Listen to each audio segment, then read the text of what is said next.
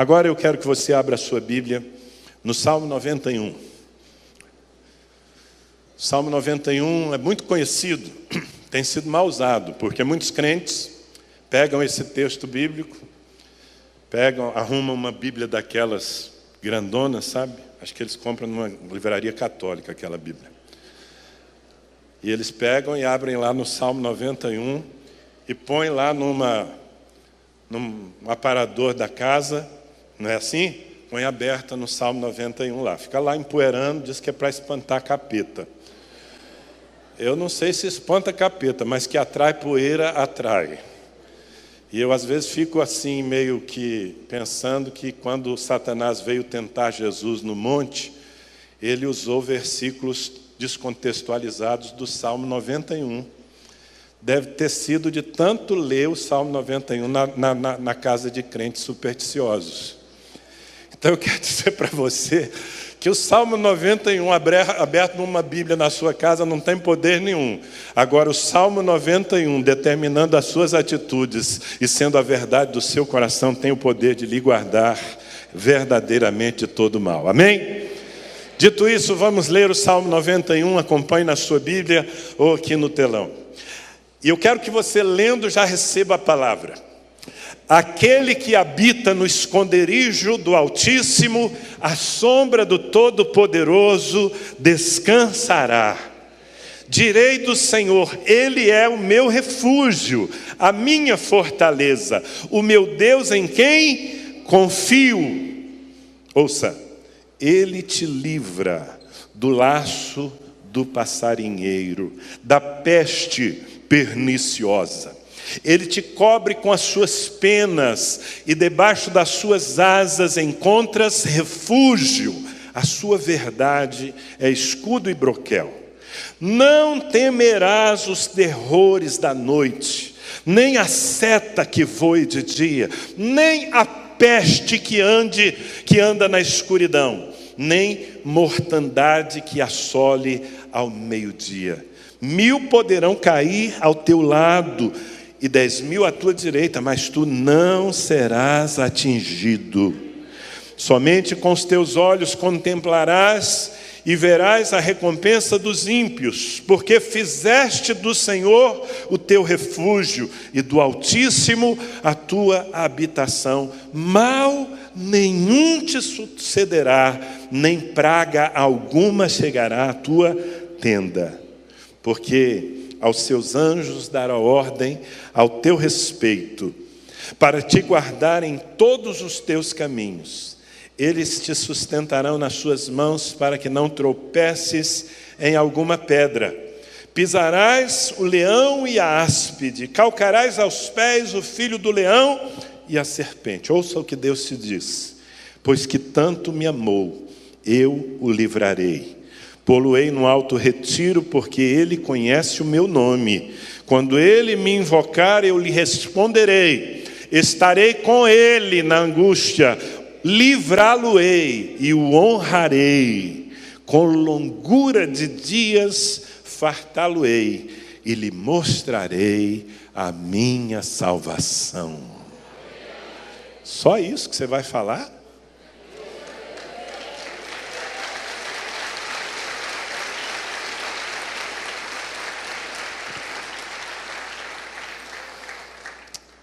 Queridos, nós vivemos num mundo instável e cheio de ameaças. A palavra de Deus não é um conto de fadas. Ela não nos põe no mundo de fantasias. Nós vivemos num planeta que está em desordem desde que o primeiro homem pecou. Por causa da desordem, o ser humano está exposto todo o tempo a muitos riscos. Desde perigos naturais até perigos espirituais. Nós não temos como, de uma maneira natural, nos proteger de forma absoluta das coisas que nos ameaçam. E é interessante porque esse salmo, que é um salmo sobre o poder de Deus, ele não nega as aflições que nós temos que enfrentar. Esse salmo fala nos versículos 3, 5, 6 e 10 de coisas que estão rondando a nossa vida o tempo todo. Ele fala do laço do passarinheiro, ou seja, as ciladas, as armadilhas que estão no nosso caminho para nos destruírem. Ele fala, olha só, da peste perniciosa. O que é isso que tem sacudido as nações, senão uma peste perniciosa? Bom, a palavra de Deus já diz que nós enfrentaríamos essas coisas. Ele fala do terror noturno, das coisas que acontecem nas trevas e que também muitas vezes nos afetam, nos oprimem, violência, crime, opressão. Ele fala da seta, da flecha que voa de dia. Você talvez já tenha até se acostumado a chegar em casa com o seu carro e ter que dar uma olhada cuidadosa para todos os lados para ver se você tem segurança de descer do carro para abrir o portão, porque há tanta gente ruim, há tanto criminoso espalhado. A gente vive nesse mundo aí. Nós, os brasileiros, já estamos até bastante treinados em relação a esses perigos, não é verdade? Então, não há como nos esconder em algum lugar físico, natural, para vivermos uma vida sem ameaças. E o resultado disso é, especialmente agora, uma geração de pessoas inseguras, pessoas oprimidas, pessoas ansiosas. O estresse é a doença do nosso tempo. Nunca tanta gente morreu ou se matou em decorrência da sobrecarga emocional. As pessoas vivem apavoradas, intimidadas, oprimidas, de uma forma geral. A depressão, a ansiedade, o pânico, parece que se instalaram na sociedade, na vida de grande parte das pessoas. Esse é o nosso mundo. E, além do corriqueiro, dos riscos que a gente corre simplesmente por estar vivos num mundo em desordem, muitas vezes acontecem situações que têm um impacto social e que, portanto, causam um estresse social, coletivo. Então já não sou mais eu. Todo mundo à minha volta está debaixo desse sentimento. Nós aqui em Ribeirão Preto, não faz 2 semanas nós fomos abalados, chocados por uma situação de pessoas tirando a própria vida. Na verdade, uma situação que já está aí, já é um grande desafio há muito tempo, mas que ganhou publicidade na atitude de 2 jovens se matando. E como aquilo ganhou publicidade, então todo mundo ficou aí afetado por um espírito de tristeza e até de certo receio. Agora vem o coronavírus, que está abalando as nações, que matou já milhares de pessoas. Como eu disse, o percentual é pequeno, mas a quantidade é grande. E uma pessoa só morrendo numa circunstância difícil de uma enfermidade já merece o nosso luto. Só que pela dimensão, pela forma como se espalhou, essa semana é uma pandemia. Não significa que ficou mais grave, significa apenas que ele se espalhou por todos os continentes. Já chegou ao Brasil, já temos vários casos em nosso estado. Então tudo isso, as notícias que chegam rapidamente, porque até alguns anos atrás as coisas aconteciam e ninguém sabia ou demoravam de saber, mas agora aconteceu num minuto, no outro, o mundo está sabendo. E má notícia corre mais rápido do que boa notícia, quantos já entenderam que é assim.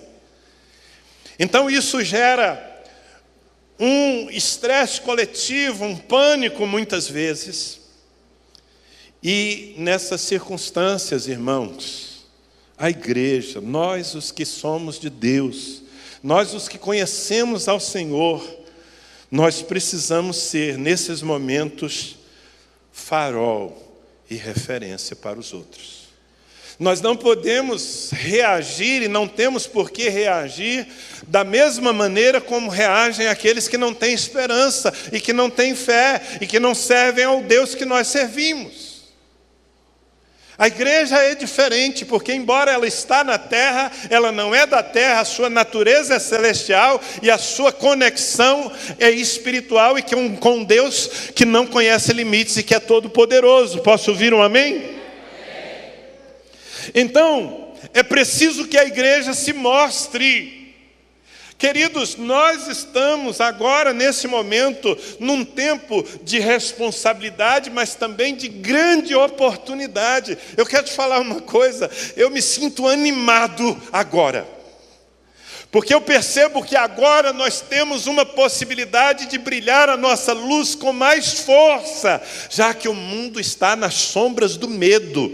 Se alguém se apresenta com luz, com equilíbrio, com uma palavra de fé e de esperança, essa pessoa se torna um refúgio para as demais. E eu quero dizer que essa pessoa é você. Eu vou dizer de novo, essa pessoa é você, filho do Deus Altíssimo, servo de Jesus Cristo, cheio do Espírito Santo. Essa pessoa é você.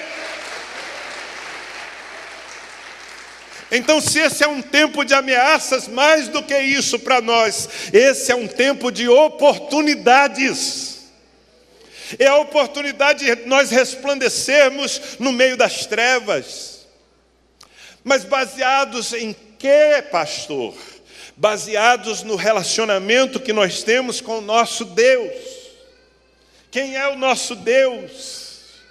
É daqui que nós precisamos organizar a nossa vida e as nossas emoções. Diga comigo, minhas emoções. Deixa eu falar uma coisa, querido, muito verdadeira. O coronavírus provavelmente nunca vai afetar a sua respiração e os seus pulmões. Mas o medo já afetou muitos de vocês. E nós precisamos reposicionar a nossa alma. Nós precisamos olhar a partir do ponto de vista do Deus que nós servimos. Então, veja bem, o Salmo que fala da peste perniciosa, dos terrores noturnos, da seta que voa de dia, da mortandade que assola ao meio-dia, o Salmo que reconhece os riscos da vida humana, é também o Salmo que apresenta o nosso Deus. E como ele é apresentado?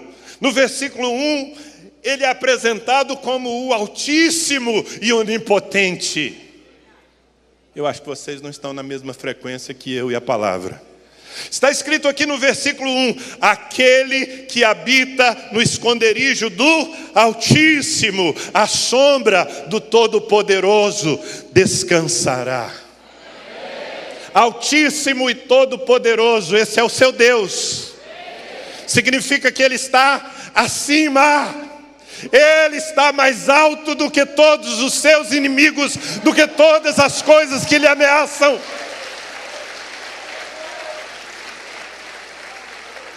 Diga comigo, o Altíssimo.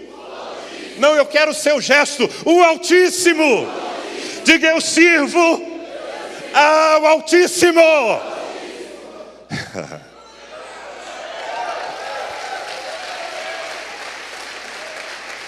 Mas ele é também o onipotente, ele é também o todo-poderoso, ele é aquele que controla as coisas e não é controlado por nada.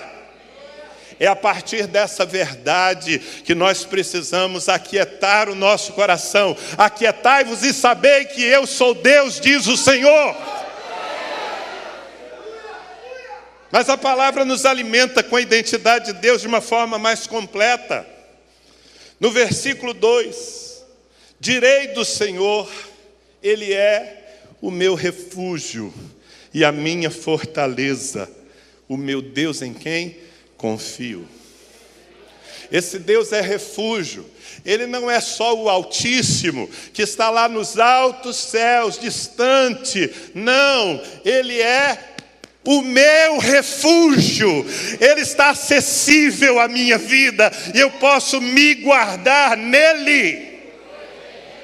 Tem alguém de fé aqui nessa noite? Tem alguém de fé recebendo essa palavra através da internet? Esse é o nosso Deus. As nossas atitudes, as nossas reações, as nossas expectativas precisam ser construídas a partir de quem Ele é, e não a partir do que está acontecendo à nossa volta, ainda que nós não ignoremos o que está acontecendo. No versículo 11, como eu gosto disso. Porque a seus anjos dará ordem a teu respeito, para te guardarem em todos os teus caminhos. Portanto, Ele é o Senhor dos exércitos celestiais. Ele tem miríades e miríades de anjos, aos quais dá ordem ao nosso respeito. Diz a palavra de Deus que o anjo do Senhor acampa-se ao redor dos que o temem e os livra. Sim, nós estamos orando para que a graça de Deus ilumine a mente dos cientistas, para que eles rapidamente desenvolvam vacinas, tratamentos. Mas enquanto eles não fazem isso, os anjos já entraram em ação para nos defender no mundo espiritual, para nos guardar em todos os nossos caminhos. Esse é o seu Deus. Será que dá para se posicionar a partir dele e não a partir das notícias ruins que você recebe todo dia? Ouça essa expressão, mas eu quero que você receba isso no seu espírito e não apenas na sua mente. Eu vou até pedir para você levantar as mãos assim como quem levanta as velas, como quem levanta a sua antena para captar o poder dessa verdade. Eu vou ler de novo essa expressão e você vai receber o poder que ela traz. A sombra do Todo-Poderoso descansará.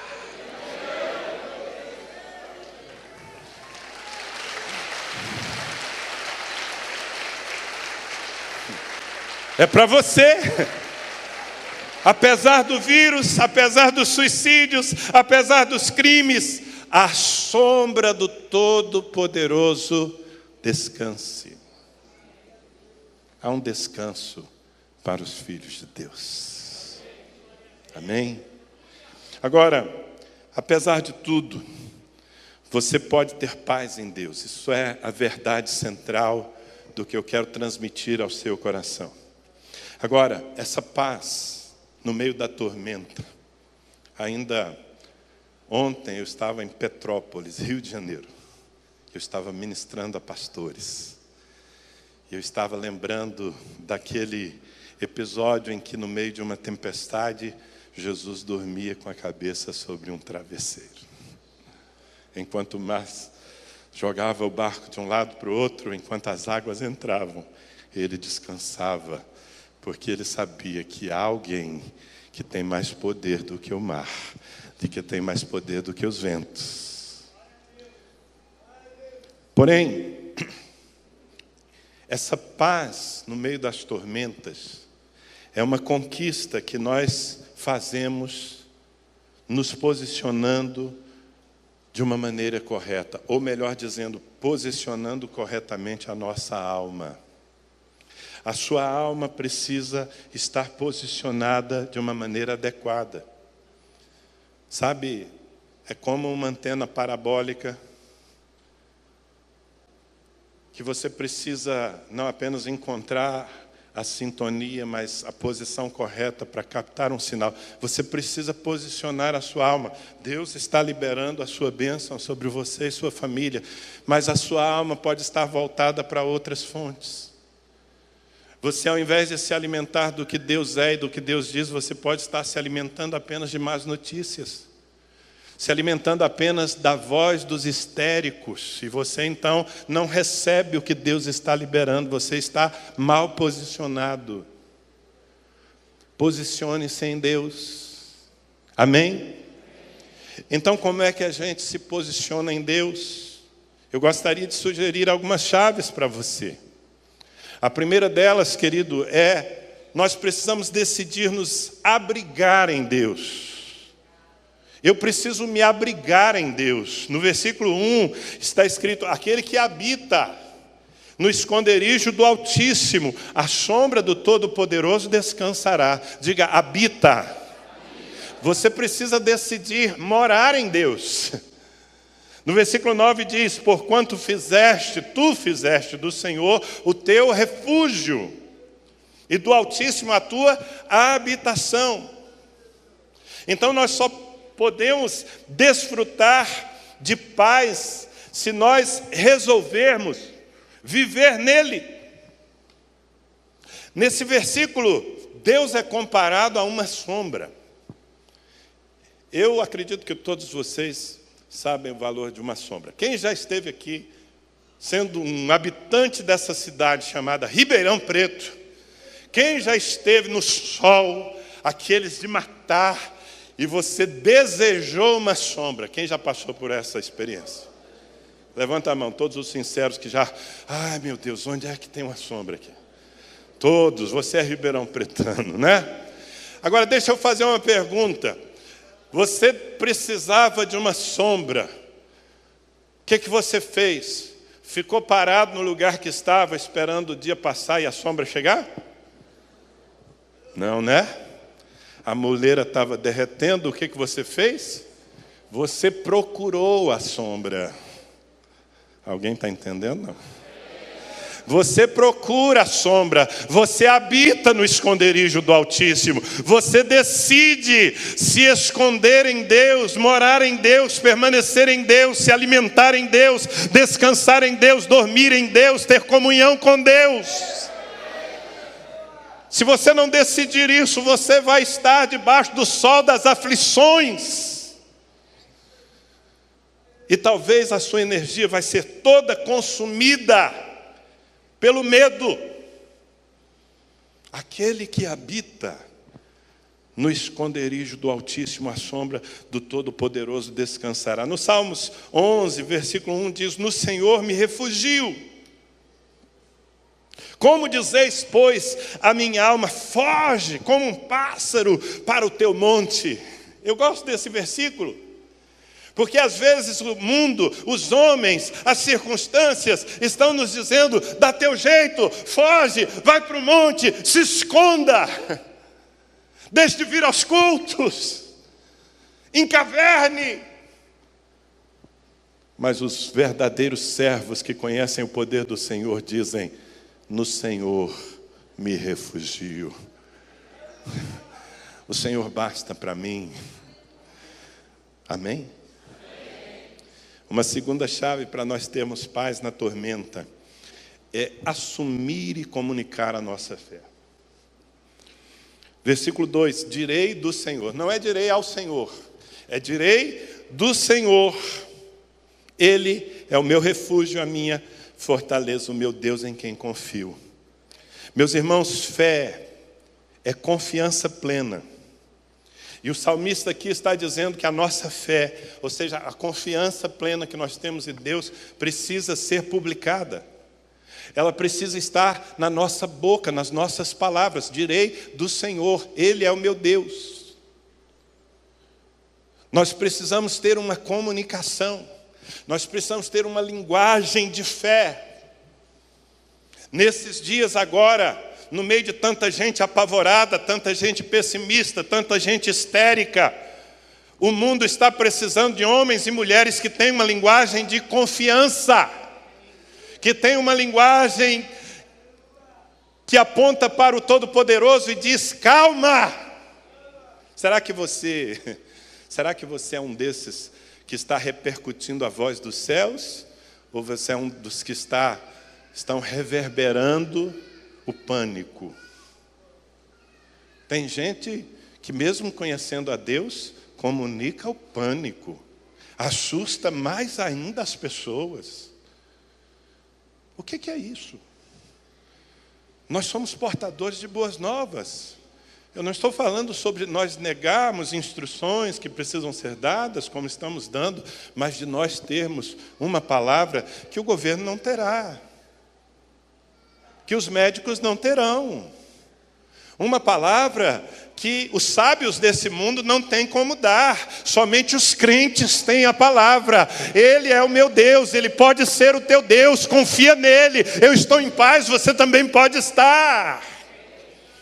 Amém? Em Provérbios capítulo 10, versículo 11, está escrito: a boca do justo é manancial de vida, mas a boca dos perversos, na boca dos perversos mora a violência. A boca do justo é manancial de vida. Você é justo em Jesus Cristo? Você se alimenta da palavra? Quantos aqui estão cheios da palavra de Deus, que é a verdade? Quantos estão cheios da palavra? Eu não sei se você está cheio da palavra, mas se você estiver cheio da palavra, o que vai sair é a palavra, porque a boca fala daquilo que está cheio, o coração. Jesus diz: aquele que crê em mim, como dizem as Escrituras, do seu interior fluirão o quê? Rios de água viva. Por favor, meu irmão, creia e comunique a sua fé. Seja um dissipador de paz, de esperança, de tranquilidade, no meio dos seus amigos, da sua família. Pare de repercutir, gente dando má notícia e, liberando o caos, já tem demais. Sua boca é manancial de vida. Terceiro, você precisa enfrentar os desafios com intrepidez. Intrepidez.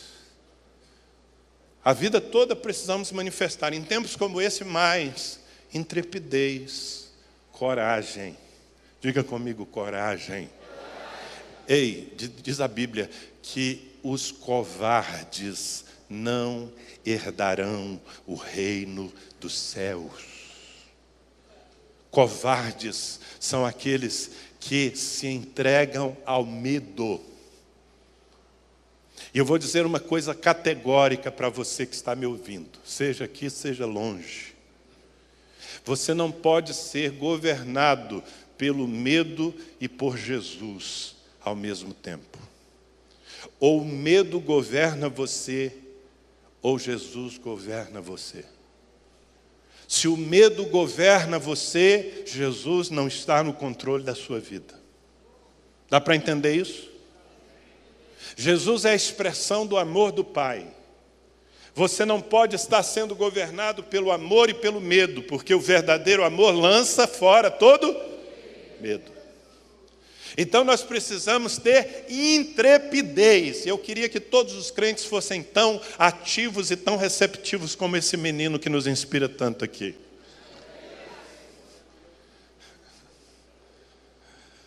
Intrepidez, a palavra diz: pisarás. Faz assim, ó. Pisarás o leão e a áspide, calcarás aos pés o filho do leão e a serpente.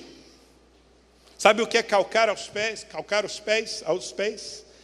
Mas é pisar com vontade mesmo. O que está falando? Está falando de nós não sermos detidos pelos problemas. Está falando de nós seguirmos, de nós não pararmos o nosso caminho. O medo paralisa. É por isso que tem crente que já está se escondendo. Está com medo de um vírus que mata 0,003%. Eu fico pensando como é que esse crente vai se portar no dia que ele tiver que enfrentar uma grande tribulação. Meu Deus!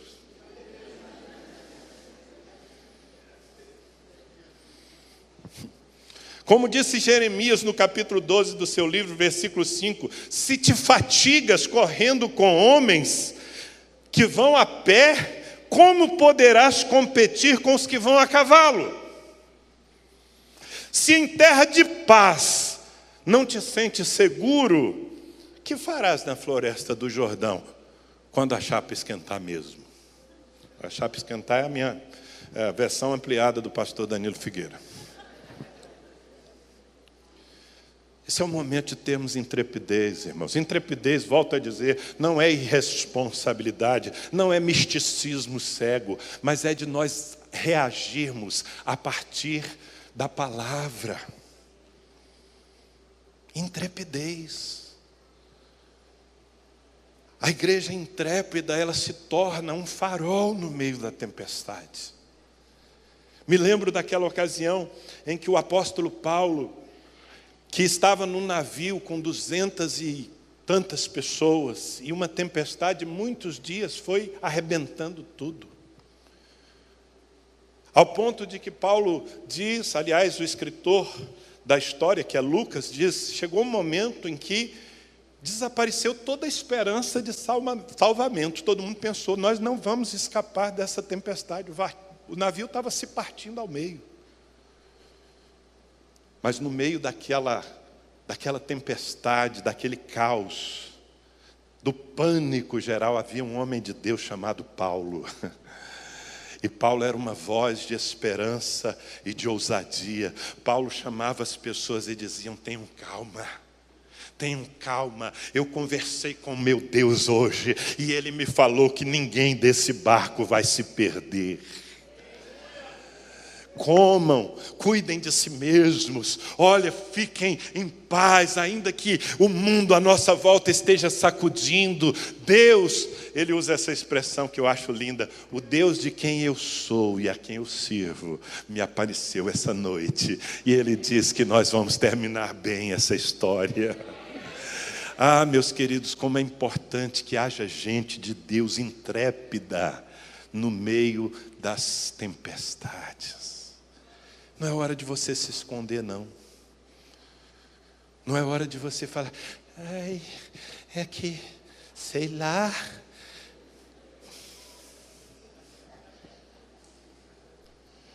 Eu acho que nós vamos ser testados. Isso é um teste, até um teste fácil.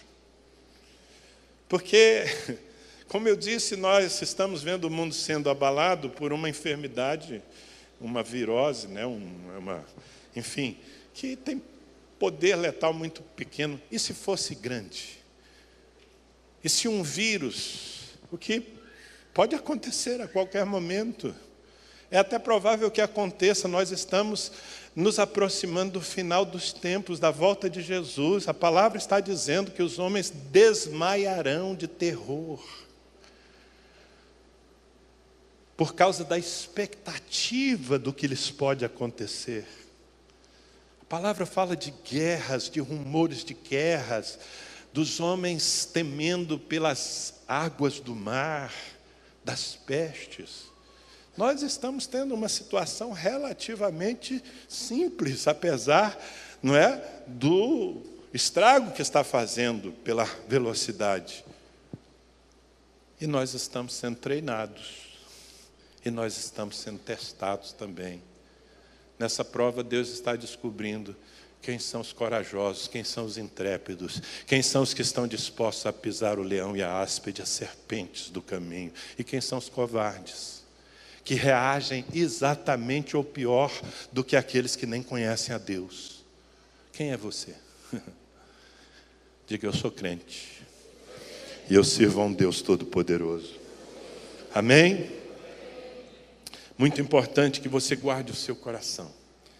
Muito importante que você se apegue, e essa é a quarta chave que eu quero lhe dar, para que você tenha paz nas tormentas. Apegue-se a Deus em amor.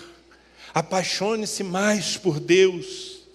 É isso que o Senhor fala no versículo 14, aqui é Deus falando, pois que tanto me amou, esse servo, esse homem, tanto me amou, que Deus diz, eu o livrarei. Pô-lo-ei num alto retiro, porque ele conhece o meu nome, ele tem intimidade comigo. Apaixone-se por Deus, querido. Porque quando você está realmente profundamente apaixonado por Deus, quando o amor ao Senhor é a tônica da sua vida, então você não tem medo das perdas. Quem está profundamente apaixonado por Deus não tem nenhum tipo de apego, nem mesmo a vida. Quem vive assim temendo pela morte é porque está apegado à vida.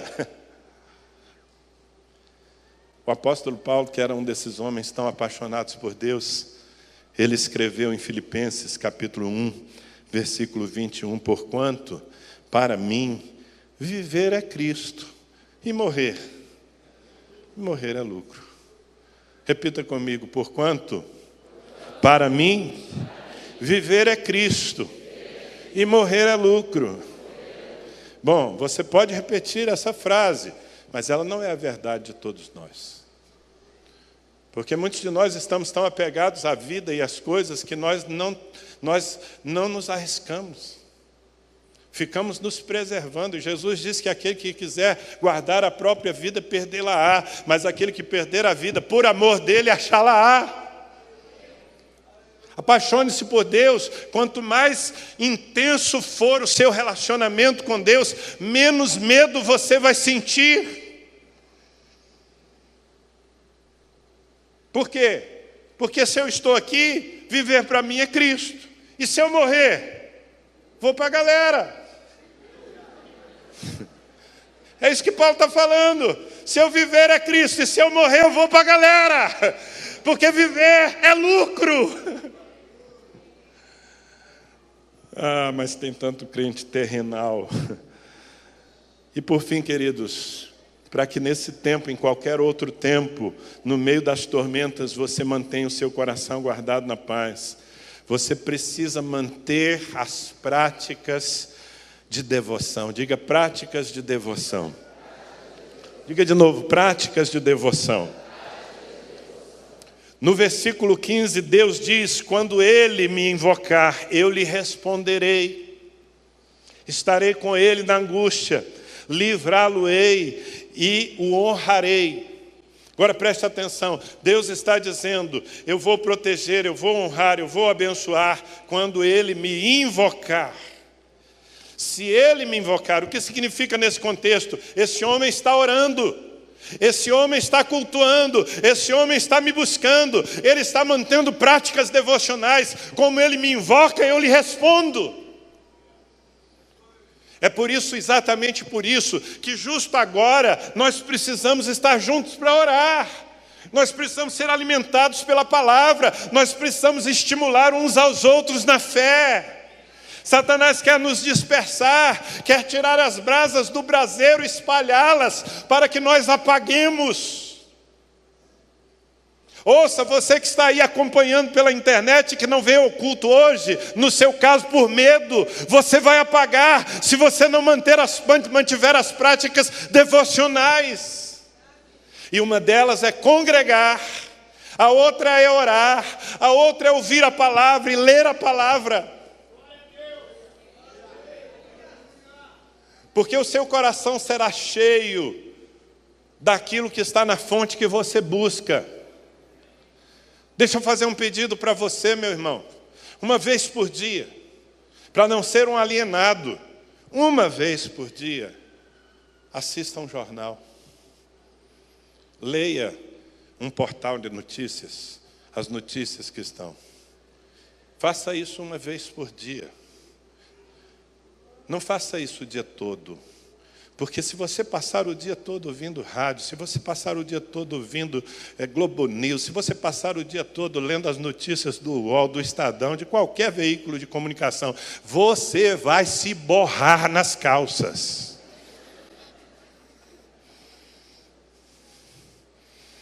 Agora, se você ouve as notícias, avalia com o coração de fé, toma as precauções necessárias e desliga o rádio, o celular, a TV e entra no seu quarto e dobra os joelhos diante do Todo-Poderoso e abre a palavra eterna de Deus e se alimenta das verdades. Você será uma luz no meio da escuridão, seguro, equilibrado, confiante, abastecido não apenas para si mesmo, mas para dar àquele que está precisando. Cuidado com a quem você entrega o seu coração. Busque ao Senhor. Busquemos ao Senhor. É o tempo da igreja orar mais. Se não podemos orar com as mãos dadas, oramos com o coração mais incendiado, juntos, em oração diante do Pai, pedindo que Ele se mova com misericórdia sobre as nações, a começar de nós. Amém. Diga comigo, paz nas tormentas. Fique em pé porque eu quero ler o último versículo. Filipenses, capítulo 4, versículos 6 e 7.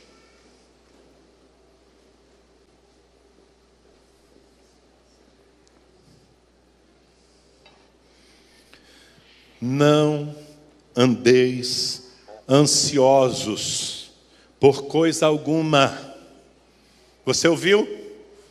Por favor, dá para perceber que por trás da bela voz do seu pastor há uma voz mais linda e poderosa ainda, que é a voz do seu Deus. É Ele quem está falando isso com você nessa noite, com todos nós. Não andeis ansiosos de coisa alguma, em tudo, porém, sejam conhecidas diante de Deus as vossas petições pela oração e pela súplica com ações de graças. O que Deus está dizendo é: não fiquem ansiosos, não fiquem ansiosos, não se entreguem ao medo, ao pânico. Ao invés disso, que vocês orem, que as suas súplicas sejam conhecidas diante do Pai, e não apenas as suas súplicas, mas a sua adoração, as suas ações de graças, o seu culto a Deus. Se vocês fizerem isso, o que vai acontecer é o que está escrito no versículo 7. E a paz de Deus, que excede todo entendimento, guardará vosso coração e vossa mente em Cristo Jesus.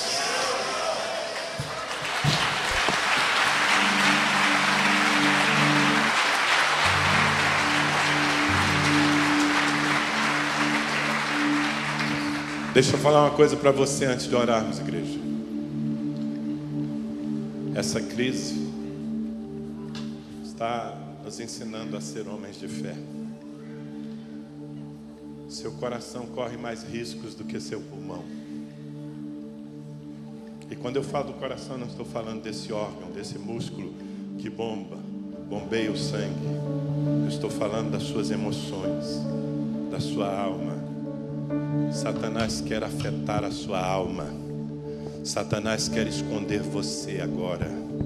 Ele quer isolar você, para enfraquecer você, para que você perca a sua energia pelas próximas semanas e meses. Aí ele te tira do jogo. Esse risco é muito maior do que o do coronavírus. Essa é a hora de você guardar o seu coração na paz de Deus. Ser mais crente do que nunca. Estar mais ativo do que nunca. Ouvindo a voz dos seus profetas. Se abastecendo no lugar secreto. E junto com seus irmãos também. O nosso Deus continua sentado no trono. Levanta as mãos diante dele e vamos adorá-lo.